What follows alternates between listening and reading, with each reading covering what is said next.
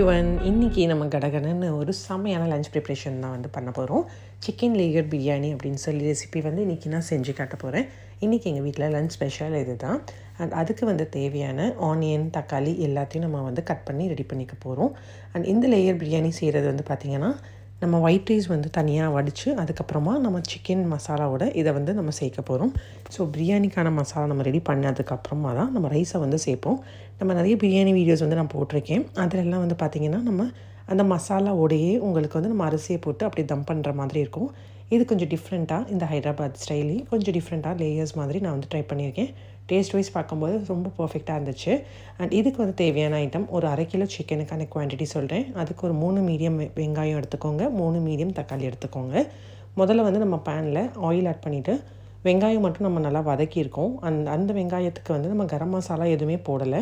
இதில் வந்து நம்ம கரம் மசாலா எல்லாமே ரைஸில் வேக வைக்க போடுறதுனால இதில் நம்ம ஆனியன் ஃப்ரை பண்ணும்போது கரம் மசாலா, பட்டை, லவங்கம், கிராம்பு நான் போடலை.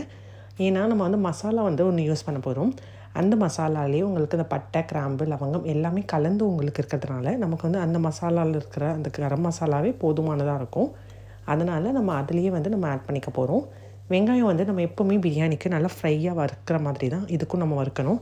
அண்ட் நான் இன்றைக்கி யூஸ் பண்ணியிருக்கிற மசாலா பார்த்திங்கன்னா இந்த ஷான் பிராண்டில் இருக்கிற பாம்பே பிரியாணி மசாலா. ஸோ இந்த மசாலா கிடைக்கலனா நாங்கள் என்ன யூஸ் பண்ணுறது நிறைய பேர் யோசிப்பீங்க. இந்த மசாலா உங்கள்கிட்ட அவைலபிளாக இல்லை அப்படின்னா நம்ம வீட்டில் இருக்கிற மசாலாஸ் வச்சு இந்த மசாலாஸ் வந்து ரெடி பண்ணலாம். நான் ஒரு மேஜிக் மசாலான்னு சொல்லி ஒரு வீடியோவில் அப்லோட் பண்ணியிருப்பேன். ஸோ உங்களுக்கு வேணும் அப்படின்னா லிங்க் கீழே கொடுக்குறேன், செக் பண்ணுங்கள். அண்ட் இந்த மசாலா எப்படி ப்ரிப்பேர் பண்ணணும் நான் வந்து இந்த வீடியோவில் உங்களுக்கு நான் சொல்லியிருக்கேன்.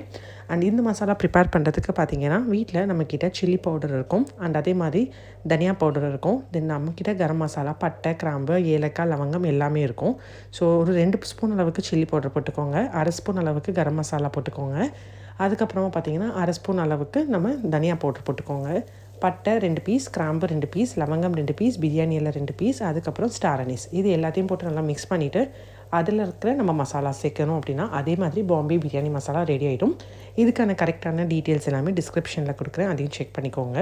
அண்ட் வெங்காயம் வந்து நல்லா இந்த அளவுக்கு வதங்கி வரணும். இந்த வெங்காயம் வதங்குறதுல தான் நம்ம பிரியாணி டேஸ்ட்டே வந்து நல்லா கொடுக்கும்னு சொல்லுவாங்க. ஸோ அதே மாதிரி தான்.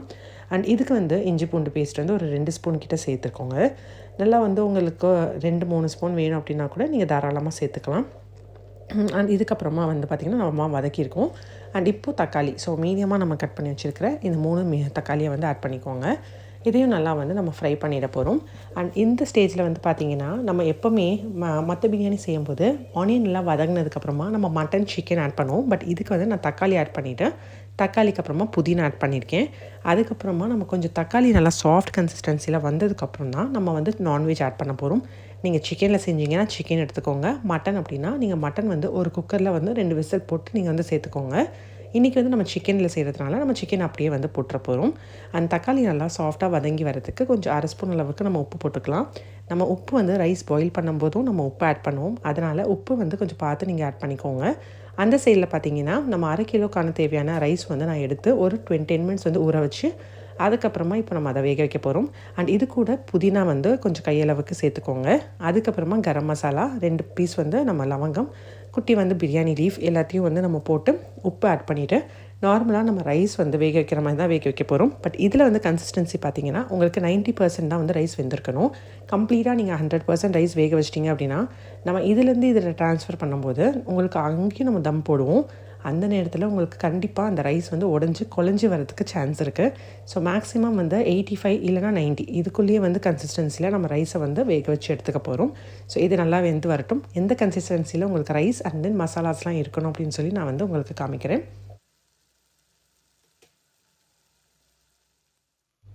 அண்ட் இப்போ வந்து பார்த்திங்கன்னா நம்மளோட தக்காளி நல்லா சாஃப்ட் கன்சிஸ்டன்சியில் வந்துருச்சு. நம்ம எடுத்து வச்சுருந்த 1/2 கிலோ சிக்கன் வந்து நம்ம ஆட் பண்ணிக்க போகிறோம். நான் 1/2 கிலோ குவான்டிட்டிக்கான வந்து உங்களுக்கு ஆனியன், தக்காளி வந்து சொல்லியிருப்பேன். நீங்கள் 1 கிலோ செய்கிறீங்கன்னா இதோட குவான்டிட்டியை நம்ம டபுளாக வந்து ஆக்கிக்கணும். ஏன்னா நம்ம மசாலாஸ் வந்து கொஞ்சம் நல்லா நிறைய இருந்துச்சுன்னா உங்களுக்கு அந்த லேயரோட பிரியாணியில் நம்ம போட்டு தம் பண்ணும்போது நல்ல மசாலா ரைஸ் உங்களுக்கு வந்து கிடைக்கும். நம்ம மசாலா கம்மி பண்ணிட்டோம் அப்படின்னா அப்புறம் நமக்கு அந்த ரைஸ் வந்து பார்த்திங்கன்னா ரொம்ப ட்ரையாக இருக்கும். அதனால் எப்போவுமே கொஞ்சம் ஆனியன், தக்காளி வந்து இந்த பிரியாணிக்கு பொறுத்த வரைக்கும் எக்ஸ்ட்ரா வந்து ஒரு பீஸ் ஆட் பண்ணிக்கலாம். நம்ம நார்மலாக செய்கிறோம் அப்படின்னா நமக்கு குவான்டிட்டி கரெக்டாக இருக்கும். பிகாஸ் நம்ம அதிலே நம்ம ரைஸ் வந்து தம் பண்ணுறதுனால உங்களுக்கு மசாலா எல்லாமே மிக்ஸ் பண்ணியிருக்கோம். அண்ட் இப்போ வந்து நம்ம எடுத்து வச்சுருக்கிற மசாலா அதை வந்து நான் ஒரு 1.5 ஸ்பூன் கிட்ட வந்து ஆட் பண்ணிக்கிறேன். அண்ட் இந்த மசாலா வந்து பார்த்திங்கன்னா ரொம்ப ஸ்பைஸ் இருக்காது, கொஞ்சம் ஸ்வீட் டேஸ்ட் கொடுக்கும். பிகாஸ் நம்ம ரெடிமேட் இருக்கிறதுனால சம்டைம்ஸ் அவங்க ஸ்வீட்னஸ் போட சான்ஸ் ஏதாவது இருக்கும். இதுக்காக பார்த்திங்கன்னா நம்ம வீட்டில் இருக்கிற நார்மல் சில்லி பவுடரோட ஒரு 2 ஸ்பூன் இல்லைனா 1.5 ஸ்பூன், நம்ம காரமாக இருந்துச்சுன்னா 1.5 ஸ்பூன் கிட்ட வந்து நான் சேர்த்துக்கிறேன். அண்ட் அது வந்து உங்களுக்கு கலரும் வந்து எடுத்து கொடுக்கும். அதனால் இந்த மசாலா ஆட் பண்ணதுக்கப்புறமா வீட்டில் இருக்கிற நார்மல் சில்லி பவுடர் கூட நான் 1.5 ஸ்பூன் ஆட் பண்ணியிருக்கேன். அண்ட் இப்போ இந்த மசாலா, இந்த சிக்கன் எல்லாமே நல்லா கோட்டாகி வரணும். ஒரு 5 நிமிஷம் வந்து நல்லா அதை வந்து வதக்கி விட்டுட்டோ இருங்க. அண்ட் இதுக்கப்புறமா பார்த்திங்கன்னா இதுக்கு தேவையான அளவு தயிர் வந்து ரெடி பண்ணிக்கலாம். அண்ட் தயிர் வந்து பார்த்திங்கன்னா ரொம்ப புளிப்பாக இருக்கக்கூடாது, மீடியமாக இருக்கணும். அண்ட் அதோட குவான்டிட்டி பார்த்திங்கன்னா ஒரு 50 ml. ஸோ 1/2 கிலோ சிக்கனுக்கு 50 ml தயிர் எடுத்துக்கோங்க. 1 கிலோ எடுக்கிறீங்கன்னா 100 ml தயிர் எடுத்துக்கோங்க. தயிரும் வந்து பார்த்திங்கன்னா நம்ம இதோட ஆட் பண்ணிவிட்டு மசாலா வந்து நல்லா உங்களுக்கு தயிரோட கலந்து வரணும். ஸோ இந்த ஃப்ளேவர், இந்த சிக்கன், இந்த மசாலா இதுதான் நம்மளோட லேயர் பிரியாணியை நல்லா வந்து ஃப்ளேவர்டாக தூக்கி கொடுக்கும். ஸோ கண்டிப்பாக இந்த பிரியாணி மசாலா கிடச்சிதுன்னா இது வந்து ட்ரை பண்ணுங்கள். இல்லை அப்படின்னா நான் சொன்ன மசாலாஸை ரெடி பண்ணிவிட்டு நீங்கள் ட்ரை பண்ணாலுமே அதே டேஸ்ட்டில் கண்டிப்பாக உங்களுக்கு கிடைக்கும். அண்ட் இப்போ வந்து நான் கலருக்கும் கொஞ்சம் காரத்துக்கும் பார்த்திங்கன்னா சில்லி பவுடர் 1.5 ஸ்பூன் கிட்ட ஆட் பண்ணியிருக்கேன். அண்ட் அதுக்கப்புறமா நம்ம தயிர் ஆட் பண்ணிட போகிறோம்.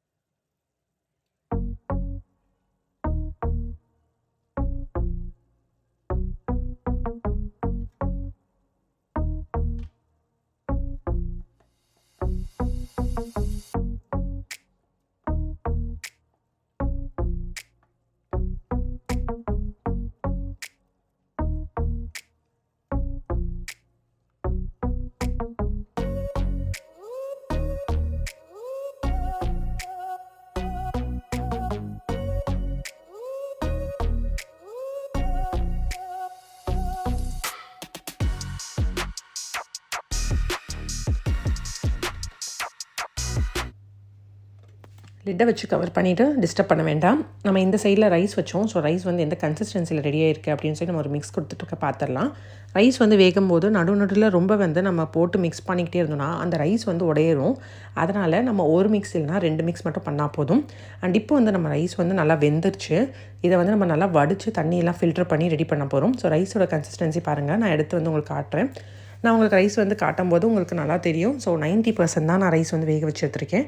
இப்போ இந்த பக்கம் வந்து நம்மளோட சிக்கனை ஓப்பன் பண்ணிடலாம். அண்ட் சிக்கன், தக்காளி எல்லாமே பாருங்கள் நல்லா வந்து உங்களுக்கு மிக்ஸ் ஆகிருக்கு. ஸோ நம்ம இன்னும் வந்து தயிர் அண்ட் தண்ணி எல்லாத்தையும் நம்ம வந்து ஆட் பண்ணி முடிச்சிடலாம். தயிர் ஆல்ரெடி ஆட் பண்ணிட்டு தான் லிட் போட்டு கவர் பண்ணியிருக்கேன். இதுக்கு வந்து பார்த்திங்கன்னா தண்ணி நிறையா சேர்க்கக்கூடாது. பிகாஸ் நம்ம ரைஸில் வேக வச்சு இருக்கிறதுனால தண்ணி குவான்டிட்டி வந்து ஒரு 1/2 கிளாஸ், அதாவது சிக்கன் கொஞ்சம் லைட்டாக வேக அளவுக்கு மட்டும் தண்ணி ஆட் பண்ணியிருக்கேன். அண்ட் இந்த சிக்கன் நல்லா வெந்து வரட்டும். அண்ட் அந்த சைடு நம்ம ரைஸை வந்து வடிச்சுட்டு அதை வந்து நம்ம ரெடி பண்ணி வச்சுக்கலாம். ரொம்ப ரொம்ப சூப்பரான கடகடன்னு நம்மளோட லஞ்ச் ப்ரிப்ரேஷன் வந்து இப்போ ரெடி ஆக போகுது. அண்ட் இந்த பிரியாணி செய்கிறதோட டைம் டோட்டலாக பார்த்திங்கன்னா 25 மினிட்ஸ் தான் ஆச்சு. பிகாஸ் சிக்கன் இருக்கிறதுனால உங்களுக்கு சீக்கிரமாக அது வெந்து வந்துடும். மட்டன் இருக்கிறதுனால கொஞ்சம் உங்களுக்கு ஒரு 10 to 20 மினிட்ஸ் எக்ஸ்ட்ராவாக ஆகுமே தவிர இந்த பிரியாணியோட கன்சியூம் டைம் வந்து பார்த்திங்கன்னா ரொம்ப ரொம்ப ரொம்ப கம்மியானதாக இருந்துச்சு. ஸோ டக்குன்னு நமக்கு பிரியாணி சாப்பிட்ணும் அப்படின்னு தோணுச்சு அப்படின்னாலே இந்த லேயர் பிரியாணி நீங்கள் ஒரு டைம் கண்டிப்பாக ட்ரை பண்ணுங்கள். ப்ராப்பரான டிஸ்கிரிப்ஷன்ஸில் டீட்டெயில்ஸ் எல்லாமே கொடுத்துருக்கேன். ஸோ மறக்காமல் அதையும் செக் பண்ணிவிட்டு உங்களோட லேயர் பிரியாணியை கண்டிப்பாக ட்ரை பண்ணிவிட்டு எப்படி வந்துச்சுன்னு கீழே கமெண்ட்டு நம்ம ஷேர் பண்ணிக்கலாம். அண்ட் ரைஸ் பாருங்கள் நல்லா வந்து தண்ணியெல்லாம் ஃபில்டர் பண்ணியாச்சு. இந்த மாதிரி நல்லா உதிரி உதிரியாக இருக்கணும். ரொம்ப வந்து உங்களுக்கு குழஞ்சி போயிடக்கூடாது. அண்ட் ஃபைனலாக நம்மளோட ரைஸோட கன்சிஸ்டன்சி இந்த மாதிரி இருக்கும். ஸோ பார்க்கும்போது நல்லா வெள்ளை வெள்ளைன்னு செமையாக இருக்கு இல்லையா? ஸோ நான் யூஸ் பண்ணியிருக்கிற பாஸ்மதி ரைஸ் பார்த்திங்கன்னா இங்கே வந்து சினாரா பிராண்ட் அப்படின்னு சொல்லி அவைலபிளாக இருக்குது. அந்த ரைஸ் தான் எடுத்திருந்தேன். எப்போவுமே இந்தியா கேட் பாஸ்மதி தான் யூஸ் பண்ணுவேன். ஸோ இப்போ கொஞ்சம் டிஃப்ரெண்ட்டாக இந்த சினாரா ட்ரை பண்ணலாம் அப்படின்றதுனால இது எடுத்திருந்தேன். இது ஃப்ளேவர்ட் வைஸ் பார்த்திங்கன்னா நல்ல சூப்பராக இருந்துச்சு. நம்ம இந்தியா கேட்டை விட இது கொஞ்சம் ஃப்ளேவர்டாக தெரிஞ்சுது. அண்ட் இப்போ நம்மளோட மசாலாஸ்க்கு வந்துடலாம். நம்ம சிக்கன் மசாலா ஆல்மோஸ்ட் சிக்கன்லாம் நல்லா வெந்து சூப்பராக ரெடியாக இருக்குது. இப்போ ஃபைனலாக நம்மளோட லேயர்ஸை வந்து நம்ம போட போகிறோம். அண்ட் இது நல்லா ஒரு மிக்ஸ் கொடுத்துட்டதுக்கப்புறமா நம்ம ரெடி பண்ணி வச்சுருக்கிற நம்மளோட ரைஸை வந்து அப்படியே தூக்கி கொட்டிட்டு தென் அதுக்கு மேலே பார்த்திங்கன்னா கொஞ்சமாக புதினா, கொஞ்சமாக கலர் பவுடர், அதுக்கப்புறம் ஒரு ஸ்பூன் அளவுக்கு நெய். ஸோ இது எல்லாமே நம்ம போட்டுட்டு ஒரு 10 மினிட்ஸ் நீங்கள் லோ ஃப்ளேமில் தம் பண்ணால் போதும். பர்ஃபெக்டாக உங்களுக்கு வந்து செமையாக ரெடி ஆகிடும். ஸோ இப்போ நம்மளோட ஸ்டெப்ஸை வந்து ஸ்டார்ட் பண்ணியாச்சு. ஸோ இது எல்லாமே லேயர் பண்ணி முடிச்சிடுவோம்.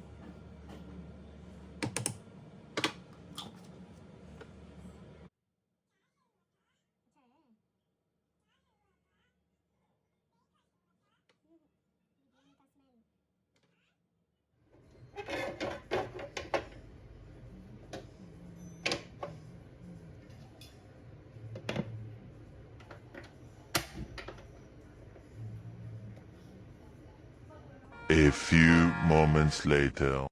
ஒரு 10 மினிட்ஸ்க்கு அப்புறமா நம்மளோட பிரியாணி ஓப்பன் பண்ணுவோம். ஸோ பார்க்கும்போதே எங்களுக்கு தெரியும் அந்த புதினா, அந்த கலர் எவ்வளோ நல்லா தம்மாயி பர்ஃபெக்டாக பார்க்கும்போது நல்லா சூப்பராக தெரியுது. லைட்டாக ஒரு மிக்ஸ் கொடுத்துருங்க. ரொம்ப மிக்ஸ் பண்ண வேண்டாம். அது வந்து குழஞ்சிரும். ஸோ நல்லா வந்து மிக்ஸ் கொடுத்ததுக்கப்புறமா நம்மளோட ரைஸ் எந்த அளவுக்கு உதிரியாக இருந்துச்சோ அதே மாதிரி உதிரியாக தான் இருக்குது. ஸோ நம்ம வந்து ஆஃப் பண்ணிவிட்டு ஒரு 5 நிமிஷத்துக்கு அப்புறமா நம்ம வந்து இதை சூடாக சர்வ் பண்ணோம் அப்படின்னா பர்ஃபெக்டான பிரியாணியும் ரெடி ஆகிடுச்சு. அண்ட் இது கூட பார்த்தீங்கன்னா நீங்கள் தயிர் சட்னி, சிக்கன் 65 எது வேணாலும் வச்சு சாப்பிட்லாம். பட் அன்றைக்கி வெறுமனே சாப்பிட்றதுக்கே அவ்வளோவே டேஸ்ட்டாக இருந்தது. கரெக்டாக வந்து பார்த்திங்கன்னா சமைச்சு முடிச்ச உடனே என்னோடய குட்டீஸ்லாம் ரொம்ப ஆரவாரமாக இருந்தாங்க. அதனால் எடுத்து டப்புன்னு நம்ம பிளேட்டில் சர்வ் பண்ணி சாப்பிட வேண்டிய நிலைமை தான் இருந்தது தவிர தயிர் பச்சடிலாம் ரெடி பண்ணுறதுக்கு சுத்தமாக டைம் இல்லை. ஸோ அப்படியே வந்து நாங்கள் லஞ்சுக்கு உட்காந்துட்டோம். ஸோ கண்டிப்பாக இன்றைக்கி நான் ட்ரை பண்ணியிருக்கிறேன். இந்த லேயர் பிரியாணி நீங்களும் ட்ரை பண்ணி பாருங்கள். ரொம்பவே பர்ஃபெக்டாக இருந்துச்சு. உங்கள் வீட்டில் இருக்கிறவங்க எல்லோரும் என்ஜாய் பண்ணி சாப்பிடுவாங்க. அண்ட் இது ட்ரை பண்ணிங்கன்னா இமேஜ் எடுங்க, நம்ம இன்ஸ்டா போஸ்ட்டில் வந்து ஷேர் பண்ணுங்கள். அந்த போஸ்ட்டை வந்து உங்களோட நம்ம கம்யூனிட்டி டேப்பில் வந்து உங்களோட ஃபோட்டோஸை பார்த்து நீங்கள் ஜாலியாக என்ஜாய் பண்ணலாம். இது வரைக்கும் சேனலை சப்ஸ்கிரைப் பண்ணாமல் பார்க்குறீங்கன்னா சப்ஸ்கிரைப் பண்ணிக்கோங்க, பக்கத்தில் இருக்கிற பெல் சிம்பிளோட. ஸோ அப்போ தான் இந்த மாதிரி இன்ட்ரெஸ்டிங்கான வீடியோஸ் போடும்போது உங்களுக்கு உடனே நோட்டிஃபிகேஷன் வரும், நீங்களும் ஓப்பன் பண்ணி ஜாலியாக என்ஜாய் பண்ண முடியும். ஸோ ரொம்ப ரொம்ப இன்ட்ரெஸ்டிங்காக இருந்தது இந்த பிரியாணி. எப்படி இருந்துச்சுன்னு உங்களோட கமெண்ட்ஸை கீழேயும் கொடுத்துருங்க. அடுத்த ஒரு இன்ட்ரெஸ்டிங்கான வீடியோஸில் அகைன் நம்ம மீட் பண்ணுவோம்.